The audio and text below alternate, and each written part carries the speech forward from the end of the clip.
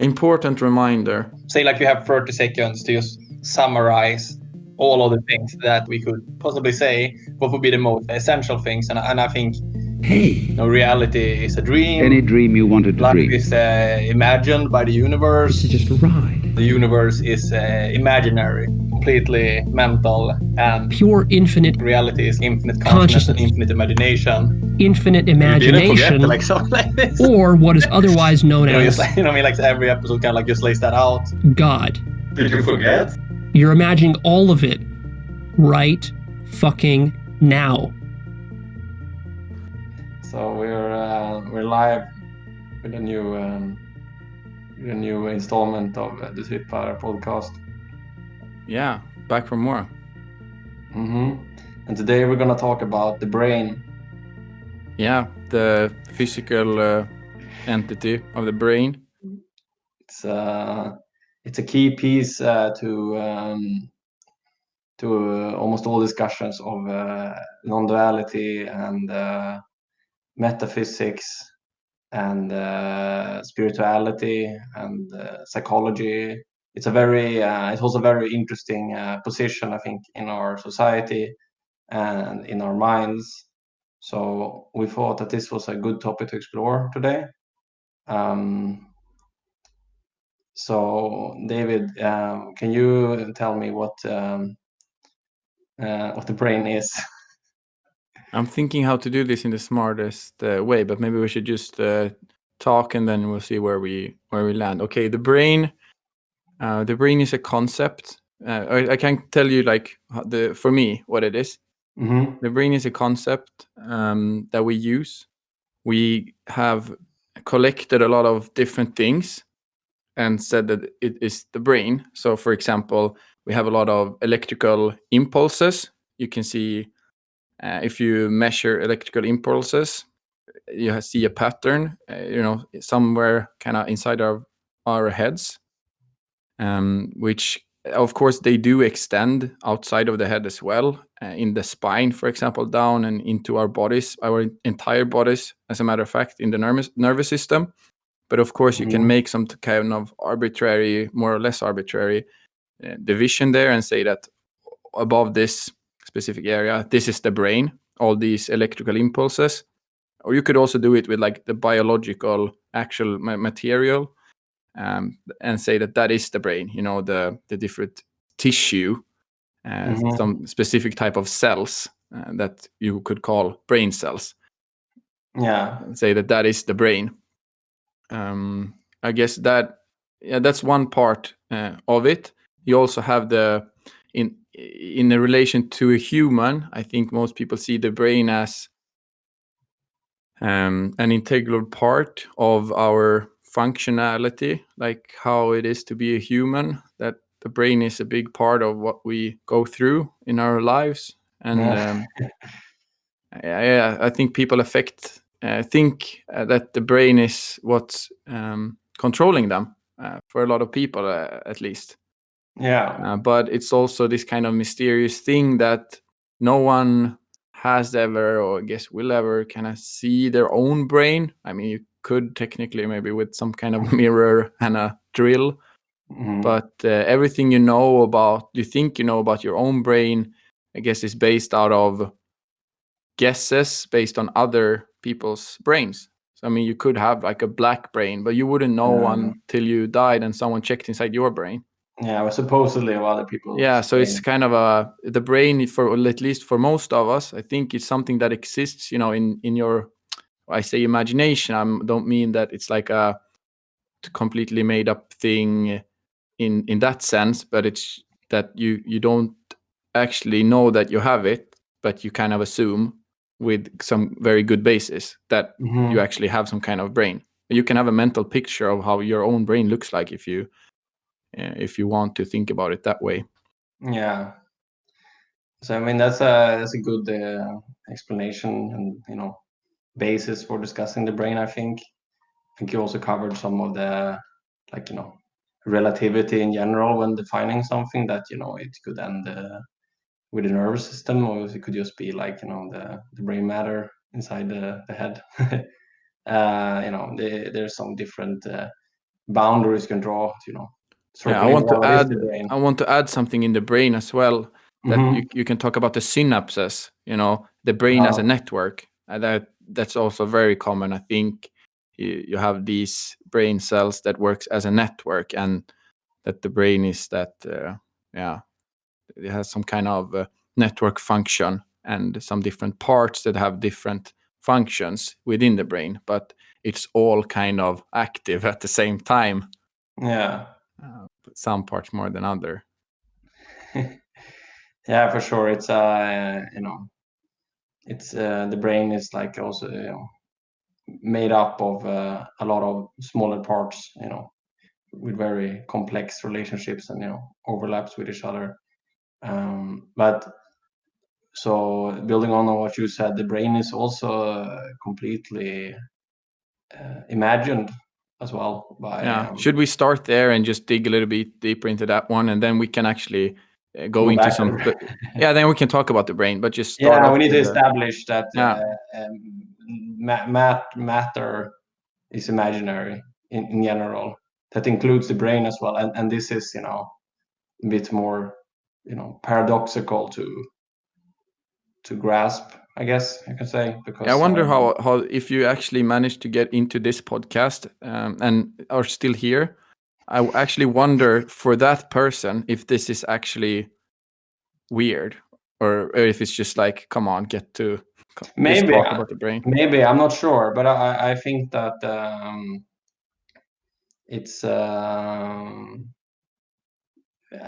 brain is I think sometimes it feels like easier to kind of like look at a chair or something and feel like this is like a mental object. But the brain, I think it goes, it's a bit sneaky because you don't really see it, and it's like there, and it's just like so much. I think like our whole like scientific understanding and like materialism, it's very connected with the belief that you are like located somewhere behind your eyes, like inside your brain. It's like one of the strongest beliefs we have, I think. Yeah, a lot of the sayings that we have are also like usually related to in my head and stuff like that. Yeah. That's how my brain works. If you want to explain your personality or behavior or something, yeah. or psychology or and I mean it's totally fine as well, but it's also like missing. It doesn't really go that deep of an explanation. no. Can we start? I want to do like Western philosophy here, a short intro here with Plato. Who had some type of idealism. He thought that everything that was kind of real for real was like ideas, and the things that we saw here was like not the actual thing, but like some type of illusion or projection that was kind of derived from the real thing. So if you look at a chair, it's not, you're not seeing a chair. Like there is a chair, but that chair is like not what you're seeing. What you're seeing is your kind of imagination, like an illusion. For like the shadow of a chair, and that's what you call a chair because you haven't actually seen the real chair, but you kind of know that there could be different types of chairs, and you can all call them chairs because they have some chairness in them. And some people accept it, like this is still debate, like everyone has their own view on things, but this one I think many people can still they believe in this more in a sense, at least in a metaphysical way. They're not seeing the real share in a sense. They're seeing like their ideas of a share. Yeah, but like let's say it in an easier way. Let's say that you think that there is a world out there, and what you see is not really that world. It's what you create. It's your interpretation of it. Your brain's interpretation. That this is where it becomes. This is the tricky part. The first, that one I think many people can agree on. Not everyone, of course, but many people think this, that you're not actually seeing the chair. You're seeing a mental projection created by your brain. And this is the mistake then, or like this is where that in itself falls down, because the brain is, in this analogy, exactly similar to the chair. Mhm. That the brain is Also ideas. as real, is as real as the chair. So Yeah, how exactly. can We already pointed out this is like it's here that it breaks down, like because the whole ideology or framework of materialism, like right in this discussion here, has to be believed in a sense to you have to believe that there is a material world, because like as you're saying, like if you think that share is just like a perception, there you don't see the real share, you see like your perception of the share, then like are you then saying that some things you see are not your perception but some are? So like for example, the share is perception, but for example like the table next to it, that's actually the real table. People don't usually say that. They would probably agree with that everything is perception then, you know what I mean? Yeah. And that would include the brain as well, so then the brain is a perception. Yeah. How couldn't it be? And if your belief that there is a brain is also a perception. Yeah. So you can't escape the perception. Yeah, I guess someone told matrix. you. Like, I guess you just assumed. Yeah. And it feels a bit, you have a lot at stake here. You have your whole life. Your whole life and existence and everything. So naturally you would just disregard this. But I think everyone can agree that like you assumed, and then I guess our take on it is that assumption is belief, which is exactly similar as any religion or belief system. It's belief, which is nice. I mean, nice to have some belief. Exactly. It doesn't make the brain more real, though. No. That's like the problem that the idea that the universe needs brains to experience itself. Yeah. It's just a lot of things that are like connected in here with our whole like scientific current science. There was one really nice. I saw a tweet on like crypto Twitter. It's a fun place to hang out. Yeah. A lot of interesting people, and the tweet was something like, "You need to realize like you are a brain stuck in a meat skeleton," or like something like that. Mm-hmm. That's what you are, and I think you can. That's a belief, of course, but that was like put out as the truth. But that's see it a lot. Also like these other memes about like, oh, neuroscientists are just brains talking about brains. Yeah, exactly. Oh, And, like so insightful. Yeah, I can hear your clap. I was about to do the same, actually. But it's touche. Yeah, but it's fun because those things they get you. It's very trippy kind of to read those things for many people, I think, because they are so paradoxical in a sense. They don't make sense, and that's why they write them. So they kind of, I mean, it's still a big success because it's a very trippy statement. Yeah, you're like challenging your perception of yourself. Yeah. So like but it's reductionistic. So you think like, oh, I think I'm all of these things. I think I'm a person living in 21st century and going to work, but actually I'm only a brain in a meat skeleton. Ooh. But it's someone very... said like you're not your body, like you don't live you're not a body with a brain, you're a brain with a meat skeleton, and I'm like, yeah. And then like it's really not how it feels like when you're like dreaming at night, or you're also a brain in a meat skeleton then. Yeah, dreaming about a dream character that does not have a brain. So apparently it is possible, but in your version it's only possible when you're sleeping and have a dream, but it's possible there. Yeah. But not when you're awake, because then everything is created by the brain and everything can be explained. Maybe not yet. With the brain, we're still very far from understanding kind of everything that science set out to explain.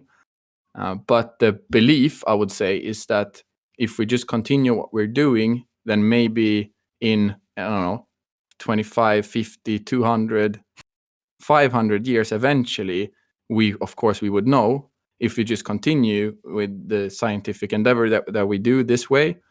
We will find out how the brain controls everything. But that's one of the biggest beliefs. I mean, I can't imagine a bigger belief than that. That is so far away from the actual scientific method. That is the. I mean, what do you call it? When you have a god and you're like really just pissing in the face of your own god. Yeah. You know, there's an English word that kätteri, or like yeah, I know what you mean. Yeah, like this is the things that make people burn each other on at the stakes, you know, because they are doing something towards your god that you shouldn't harass it, you know. Yeah. And if your god is science, or like as for many people nowadays, at least in the Western society, I don't believe in God, I believe in science. Okay, then it's a big fuck you to your own science. If you say that, but science will be able to do this, but in 500 years, I mean, it sounds a lot like any other religion, you know. Yeah. Or imagine you meet a person on the streets and he can say, I can make you rich, you know, I will make you rich, but in 500 years. It's like, would you believe him? Yeah. It's like no way for any of you to that's an empty statement. Yeah, it's very assumptuous. Yeah. But it's I was also remember I saw like this briefly Joe Rogan's podcast when Richard Dawkins was there, a biologist, and they were starting off talking about psychedelics and the brain, and Joe Rogan was like asking him, so what do you think consciousness is? And Richard Dawkins says like, well, we do know that it has to do with brains.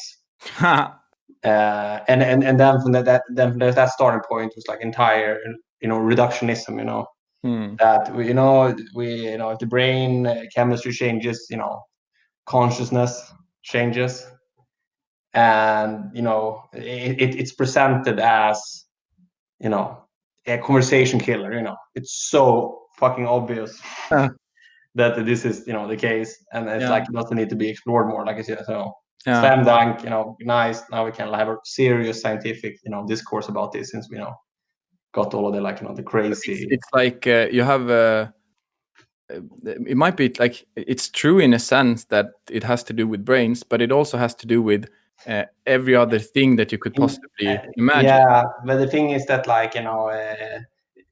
the message there is no, there's like a causality implied in what he's saying, and how Also true, yeah. brains produces consciousness, brains We error just don't know how yet. And yeah, exactly. But in fact, consciousness has to do with everything. Yeah. It has to do with brains, but it also has to do with everything else in the entire mind. Yeah. So yeah, it has to do a lot to do with him as well. Yeah, especially him.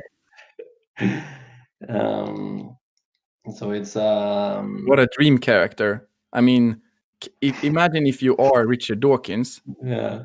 How could you believe that you are real? He's such a character, you know.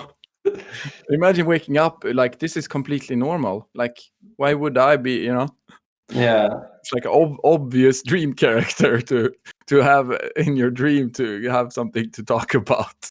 Exactly. But it's like consciousness or the universe makes it like a really believable backstory for each dream character, because you were like born, you had parents, you were like in this specific time period, and all this is like too advanced for someone to dream up. It has to be real. Yeah. It's look at it. Yeah. What's the classic from Bill Hicks? Like, yeah. Put a lot of. We invest a lot in this, right? Shut him up! Shut him up! We've got a lot to invest in this, right?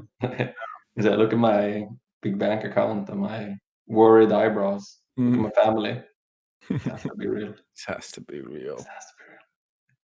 Yeah, but Richard Dawkins, like he put his entire career and like everything, and so all the arrogance that he has like put out against everyone else in the entire world, basically, that is not him.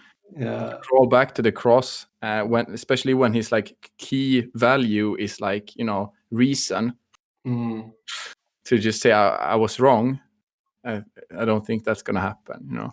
No, it Uh, would be great if it could happen, because it would be probably a very wonderful experience for him to see his mind open. Yeah. Oh yeah. Imagine the like. But if it was like an honest, like an honest spiritual awakening, where he would just, understand like the ramifications, implications of how his, whole life has been pushing this, fiction, Yeah. which he now then experiences. He Is really completely, doesn't like religion. I noticed. And yeah. the irony is that he is pushing, He's really doing hard. similar. Yeah. Yeah, So- he's pushing really dangerous ideas out there. But it's not only him. Like it's the whole academia is, I mean, us as well. I mean, everyone's pushing their ideas. Yeah, but I mean, like more like in a scientific setting, Yeah, I guess he's got a He bigger. has a bit more platform than you and me. Yeah, maybe. Maybe. I mean, depending on who's listening, I don't know. Maybe No, the world is changing. that's true. We don't know If the world how changed, then everyone will, big change. the users number will be. I listened to this great. I think I sent a link to that earlier to you. But there was this actualized.org. Leo created a really great clip. He uploaded yesterday or something, where he had like an analogy of like Sherlock Holmes, finding out that he's a character in a fictional, story, Yeah. offered by someone. Yeah. And like they said, the angle of his life, because he thinks he has a brain and he's doing, his work, and he's like there, everything around him is like real. Then like the said angle for him Yeah. is to see God, or in this case the author, Yeah. Arthur Conan Doyle, and it's very easy to just like transfer that to us, and we're like, we're exactly like that, Yeah. like Sherlock Holmes character with a brain, walking around doing our stuff. And in Yeah. our case, we can also get this, experience where we leave the story, and then we are immediately face to face with the author of the universe, which is ourselves, but our God, infinite mind self. And he said it there was like that this experience is like very hard to communicate to someone. Like you really have to have it yourself, and then it even like a little glimpse of it, opens your mind like ridiculously, you know what I mean? Because it's like you can see how the whole how you grasp that your whole perception and you and everything is a construct. Yeah. And it's hard to fall apart in all directions at the same time, basically. Yeah. And kind of get why you won't get it.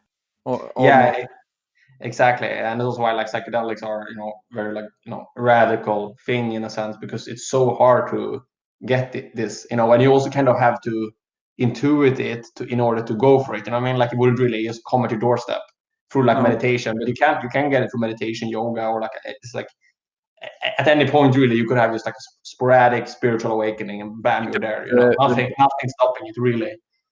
But as the whole earth thing is set up, it's like kind of like psychedelics that are like seem to be the most common trigger for this. But he also was saying that I don't know, it was just he put it pretty like clearly as well, why it's like so hard to communicate it. And I was also thinking about that, like that I feel like I'm a lot of times I'm thinking in ways of how do I kind of explain this, or what I mean, like how do I. We have the guy that is not here.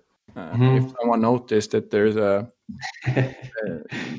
MIA. Yeah, the piglet is missing. Our Jamie. Yeah. And I think he is a very good example of how can you explain something without words. Yeah. Because he is very good at not intellectualizing things, but he can still communicate. Yeah. No, exactly. He's very like he's like emotionally available and like communicative. So it's not like closed up, but it's he doesn't. Like you said, maybe he doesn't like to intellectualize things. Maybe over intellectualize. Overlay intellectualize it. At least, also when it's like metaphysical things. Yeah. Like my whole existence. Yeah. Some parts he doesn't speak about so much, but in the other hand, he does things that will make you. He can tip you in different directions. Yeah. But yeah, so it was just interesting with this brain analogy. It's also like another example you have also like a computer game. If you have like a first-person shooter and someone is a headshot in like Battlefield or something would kill a character. Yeah. But what is the cause of death? So if you would ask one of the characters in the game, they would say like, oh, it has a brain, like a bullet to the brain will kill you. Yeah.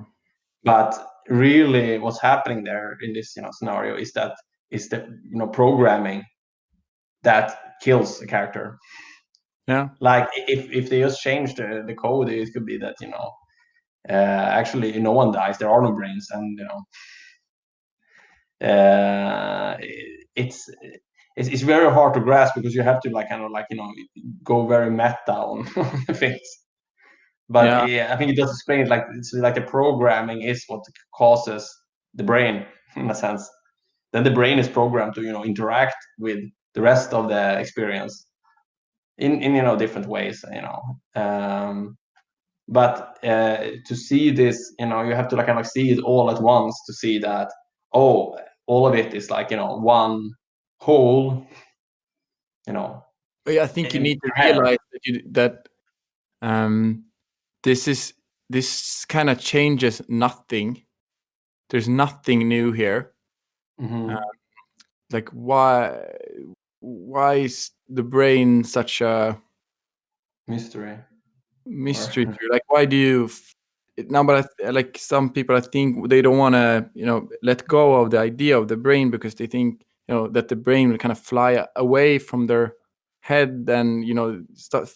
That's not kind of what we're saying here. It's more that all the ideas and concepts and focus when you speak about what's going on in your life and around you, to think that the brain is kind of necessary for all these things. Maybe you can just leave out all that and you would still have the same things. Mm-hmm. I think you can explain for example, why some people are sad sometimes and a bit more happy sometimes without going that deep into the brain. Even if there are like medications, for example, that can do things to change things in your brain. But I mean, if anyone knows anything about what do you call it, psychological treatments and stuff like that, it's that it doesn't work. I mean, it works in a short while, but I don't live, in a 1 year span. I live in a longer year span. So giving me medications and then, doing nothing, then I would be back being very sad. Mm-hmm. So, of course, you need to do other things as well. Well, why do you need to do other things as well if it's just the brain? Yeah. If I may ask, why isn't it enough to just give you something in the brain and then everything is fixed? Yeah, but I guess you could argue there that the brain is a complex system, so it needs like a lot of different Yeah, that's exactly what I mean. If you have a system that is so complex, so it's impossible to describe in any way, then what I'm saying here is like you don't even have to say that the brain doesn't exist. Just stop talking about it, and maybe you will understand it better.